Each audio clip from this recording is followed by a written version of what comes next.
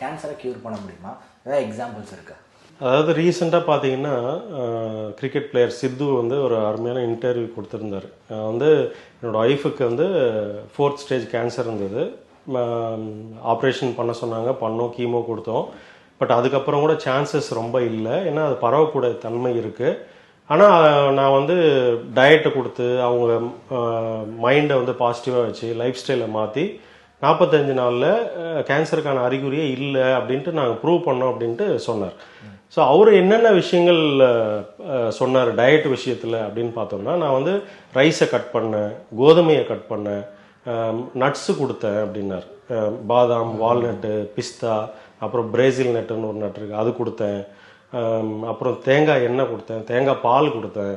அப்புறம் காய்கறி வெஜிடபிள்ஸில் இப்போ நம்ம தமிழ்நாடு டிஷ்ஷு பார்த்தீங்கன்னா அவியல் இருக்குது, சொதி இருக்குது இல்லைங்களா. ஸோ அந்த மாதிரி காய்கறிகளில் தேங்காய் பால் ஊற்றி கொடுத்தேன், அந்த மாதிரி விஷயங்கள்லாம் சொன்னேன். ஸோ இப்போ இது எல்லாமே என்ன காட்டுது அப்படின்னா, நான் முன்னாடியே உங்களுக்கு சொன்னது, அதிகப்படியான இன்சுலின் நம்ம உடம்புக்குள்ளே இருந்துச்சு அப்படின்னா ஒரு க்ரோத் வரும்.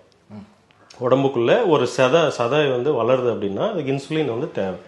ஸோ இன்சுலின் அதிகப்படியான இன்சுலின் சுரக்கிறதுனால தான் அந்த கேன்சர் செல் வரத்துக்கு ஒரு முக்கியமான காரணமாக இருக்குது. ஸோ அப்போ அதிகப்படியான இன்சுலின் தூண்டுறது யார்? நம்மளோட உணவு முறை தான். நம்ம டெய்லி பேசிஸில் நம்ம சாப்பிட்ற டயட்டும் நம்ம குடிக்கிற பால், டீ, காஃபியும் தான் இந்த பிரச்சனையை உண்டு பண்ணுது. ஸோ அதனால் அதெல்லாம் நான் கட் பண்ணதுக்கப்புறம் இவங்களுக்கு இந்த ரிசல்ட் வந்துச்சு அப்படின்னு சொன்னார். ஸோ அது வந்து உண்மையான ரீசன் தான். ஸோ இப்போது நம்ம இன்சுலினோட அளவு நம்ம குறைக்கணும்னா ஃபஸ்ட்டு வந்து மாவு பொருளை வந்து குறைக்கணும். முக்கியமாக சப்பாத்தியில் கோதுமை மாவில் என்ன பிரச்சனைன்னா 1980லேருந்து இப்போ வரைக்கும் 2500 முறை வேரியேஷன் பண்ணியிருக்காங்க ஜெனட்டிக்கலாக. ஜெனட்டிக்கல் மாடிஃபிகேஷன் நடக்கும்போது 30% அதனோட சுகர் அளவு கூடிருச்சு. ஸோ அந்த சுகர் அளவு கூடினதுனால தான் நீங்கள் 1980கள்லையும் இன்றைக்கும் பார்த்தீங்கன்னா டயபெட்டிஸ் பேஷண்ட்டு ரொம்ப அதிகமாயிட்டாங்க. அது மட்டும் இல்லாமல் இன்றைக்கி பஞ்சாபில் பார்த்தீங்கன்னா கேன்சர் ட்ரெயின்னு ஒரு ட்ரெயின் போகுது. அதில் கேன்சர் பேஷண்ட்டு தான் நிறைய பேர் போவாங்க. அது வந்து ராஜஸ்தான் ஒரு கேன்சர் மெமோரியல் ஹாஸ்பிட்டலுக்கு போகிற இது பேஷண்ட்ஸ் அங்கே போவாங்க. ஸோ இந்த அளவுக்கு பஞ்சாப்லேயும் ஹரியானா தான் வேர்ல்டோட கேன்சர் கேபிட்டல் அப்படின்னு சொல்லுவாங்க. அதிகப்படியான கேன்சர் பேஷண்ட்ஸை நீங்கள் பஞ்சாப்லேயும் ஹரியானா தான் இருக்காங்க. ஸோ அவங்க பிரதான டயட் பார்த்தீங்கன்னா மாவு, குறிப்பாக கோதுமை மாவு, பால், இந்த 2 தான். ஸோ இந்த ரெண்டுமே என்ன பண்ணுதுன்னா அதிகப்படியான இன்சுலினை தூண்டுது. கேன்சர் செல்லுக்கு அருமையான சாப்பாடே வந்து இனிப்பு தான். நீங்கள் இனிப்பை கொடுத்தீங்கன்னா நல்லா வளர்ந்துட்டே இருக்கும். ஸோ கேன்சர் செல்லோட தன்மை என்ன அப்படின்னா கண்டினியூஸாக வளரக்கூடியது, அதுக்கு சாவே கிடையாது, இம்மார்டல் அப்படின்னு சொல்லுவாங்க. அதுக்கப்புறம் ஒரு இடத்துலேருந்து இன்னொரு இடத்துக்கு போகும். இது எல்லாமே பார்த்தீங்கன்னா ஒரு செல் உயிரினம் கேள்விப்பட்டிருக்கீங்களா? அமீபா, அதுதான் ஃபஸ்ட்டு உருவான ஒரு விஷயம். அந்த அமீபா ஒரு செல் உயிரினத்தோட தன்மை அத்தனையும் இதுக்கு இருக்கும். கேன்சர் செல்லுக்கு வளரும். இப்போ நீங்கள் ஒரு பிரெட் இருக்குன்னு வச்சுங்களேன், ஒரு ஃபங்கஸ் வருது, அந்த பிரெட்டை முழுமையாக முடிக்கிற வரைக்கும் அது அழிக்க முடியாது. ஸோ இப்போ அந்த ஈஸ்ட் இருக்கு இல்லைங்களா, ஈஸ்ட்டை கொண்டு போயிட்டு நீங்கள் ஒரு கவரில் போட்டு ஃப்ரிட்ஜில் வச்சிங்கன்னா அது பாட்டுக்கு இருக்கும். நீங்கள் அதே ஒரு மாவில் தண்ணி ஊற்றி மாவை கரைச்சி ஈஸ்ட்டை போட்டிங்கன்னா வளர ஆரம்பிச்சிடும்.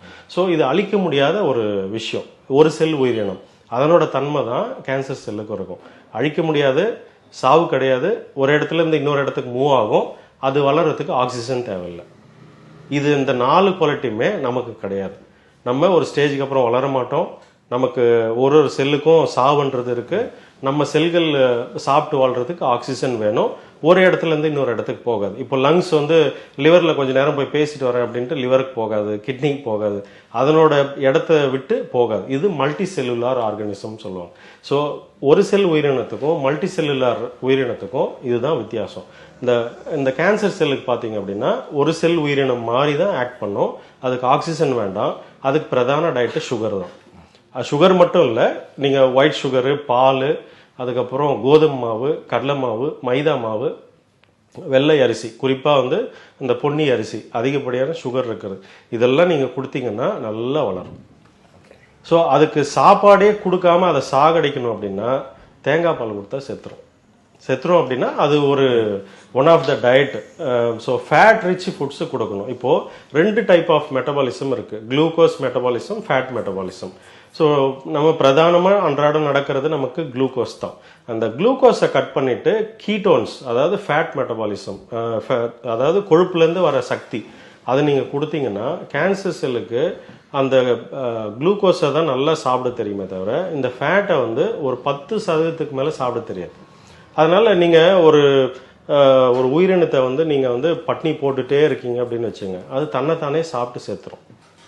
அந்த கேன்சர் செல்லுக்கும் இதே தான் நடக்கும். நீங்கள் அதுக்கு சாப்பாடை இனிப்பை கட் பண்ணிட்டு கொழுப்பை கொடுத்துக்கிட்டே இருந்தீங்க அப்படின்னா அதனால வாழ முடியாது. ஸோ அப்படி தான் நான் வந்து சரிப்படுத்திக்கிட்டேன் அப்படின்றது தான் அவர் சித்து கிரிக்கெட் பிளேயர் சொன்ன விஷயங்கள்.